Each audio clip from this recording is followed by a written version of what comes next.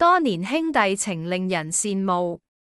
譚校長譚詠麟與現任職 TVB 曾的曾志偉關係一直非常密切，這對相識多年，摯友近年經常合體出遊，近日他們再次同遊日，並分享旅途點滴，互動搞笑又溫馨。譚校長因一公開投訴老友，展示兩人多年兄弟情。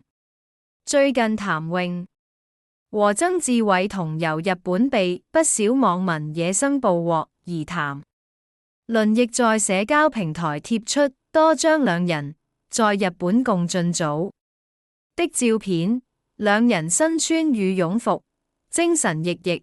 譚詠麟大啖享用麵包，又揸機自拍，畫面愜意。之後譚詠麟更新社交平台，但公開投訴老友不給肉吃。他留日本匆匆遊8在大阪早餐及公園休閒之後，志偉阻我去神戶午餐，他因為不吃牛肉，所以只帶我吃天婦羅，而且大部分都是菜，不過味道還可以。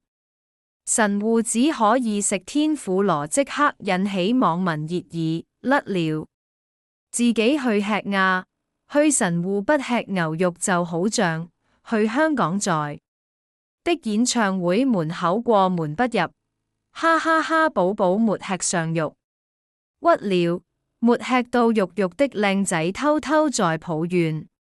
雖然譚詠只是開玩笑，但看出兩人感情深厚。之後兩人又齊去拆蟹炭啡。譚詠麟留言：日本匆匆遊9天婦羅後味道一轉，好味到不得了，飽得滯仲要飲杯加落格唞一唞。